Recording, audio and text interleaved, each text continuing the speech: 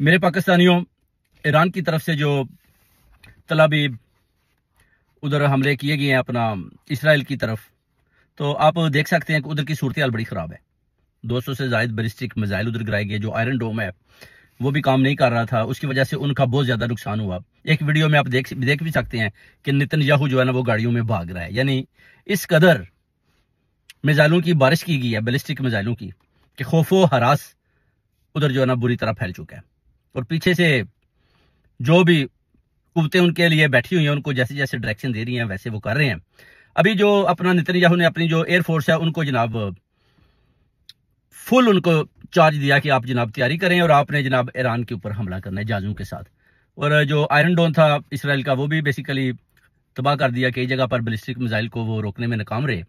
और उसके बाद अंदर की खबर है कि उन्होंने दोबारा जो है ना आयरन डोम है उसको ठीक कर लिया है।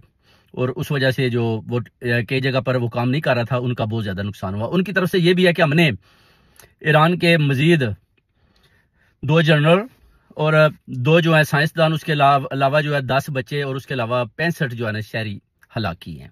तो ये भी एक खबर वो देते हैं।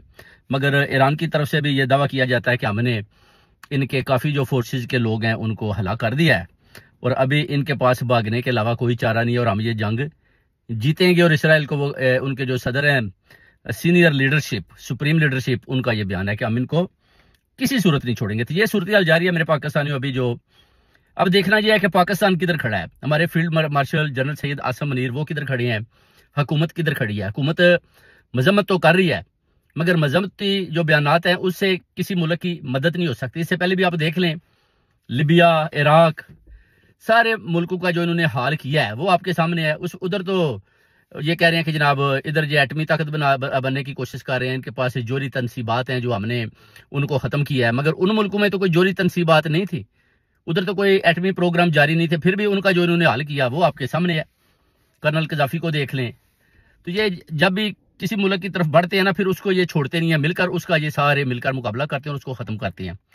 यानी इसमें कहने में कोई हर्ज नहीं कि इनका जो अगला हदफ है वो इनका पाकिस्तान है। इनको पता है कि जब तक ईरान है तो फिर हम उतनी देर तक आगे नहीं जा सकते। जैसे ईरान कह रहे हैं कि हमने जनाब जोरी जो हमारी अपना ताकत है हम बन चुके हैं, मगर हमने बताया नहीं। तो बिल्कुल जब लड़ाई का एंड होने वाला होगा तो वो कहते हैं कि हम वो भी इस्तेमाल करेंगे। अब इसमें कितनी हकीकत है ये तो लड़ाई के बाद ही पता चलेगा कि ये जंग कितनी लंबी जाती है, क्योंकि ईरान ने हमेशा मुकाबला किया। आप देख लें, नेटो फोर्सेस, यूएनओ, ये जितने भी अदारे हैं, आपने देखा कभी भी इन्होंने किसी किस्म की भी मुदाखलत नहीं की। लिबिया का जो उन्होंने हाल किया, इराक अभी तक जो उसका हाल हो रहा है आपके सामने है।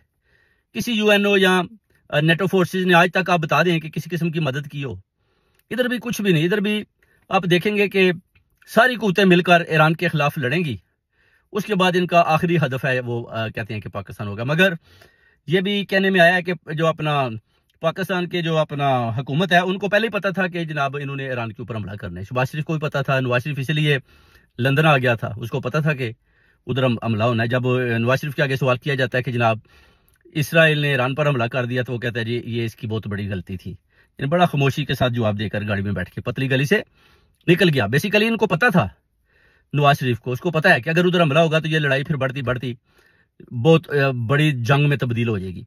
अभी आप देख लें कि उधर जो है ना अपना बड़े हालात ख़राब हैं। तो इंडिया पाकिस्तान की जंग ख़त्म हुई है 3 दिन की, तो उसके बाद अभी इधर शुरू हो गया। तो अभी वो जितने भी मशरकी वस्ता है ना, इन इलाकों में अभी लड़ाई का आगाज़ बेसिकली शुरू हो चुका है। सिर्फ वो टेम्परेचर चेक कर रहे हैं इसराइल के ज़रिए कि जनाब किस में कितनी ताकत है और इसराइल के साथ कौन सा मुल्क है जो आगे से लड़ेगा। और तो कोई बोल नहीं रहा, ना कोई सऊदीया बोल रहा है, ना कोई यूएई बोलता है। कोई भी आप देख लें 57 मुस्लिम कंट्रीज हैं, उनमें से कोई आप देख लें को ना किंग मोहम्मद सलमान ने किसी ने भी किसी किस्म की मजम्मत या कोई बयान दिया हो नहीं। सिर्फ और सिर्फ पाकिस्तान दे रहा है।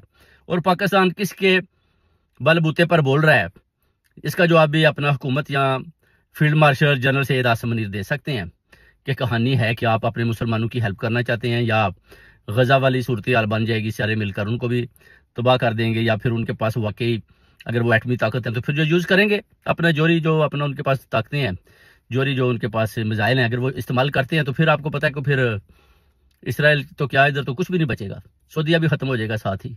तो ये एक बहुत बड़ी प्लानिंग की गई है, क्योंकि गजा को जिस बेदर्दी, जिस फस्तायत जिस जुल्म सितम के साथ गजा को ख़त्म किया गया, बच्चों को हलाक किया गया, लोगों के फैमिलियों को मारा गया, और अभी तक 80,000 के करीब उधर शातें हो चुकी हैं, और अभी ये ईरान की तरफ शुरू हो चुके हैं। इससे पहले भी आप देख लें, इन्होंने ईरान और इराक की जंग करवाई, उधर देखें कितनी ज़्यादा शातें हुई, और अभी ये खुद भी लड़ने को तैयार हो गए। उसके बाद इन्होंने इराक को खुद भी तबाह बर्बाद किया, और फिर ये अब ईरान की तरफ आ गए हैं। ईरान के बाद फिर ये आहिस्ता आहिस्ता ये लड़ाई बढ़ती बढ़ती अगला हदफ पाकिस्तान। तो देखें अब क्या होता है। ऐसे हुकूमत को सोचना चाहिए, होश के नाखन लेने चाहिए, बातों से नहीं फिजिकली तौर पर ईरान का साथ दें, इसराइल का मुकाबला करें। क्योंकि कायद-ए-आज़म मोहम्मद अली जिन्ना ने भी बोला था कि ये हमारी पीठ में एक खंजर घोंप गए हैं, और इनको जो है ना, ये हमारे मुसलमानों की एक बहुत बड़ी जो कंट्रीज हैं, स्टेट्स हैं, इनमें ये चीज़ बनाकर वो दे गए हैं ताकि ये मुसलमानों को तंग करें। और ऊपर से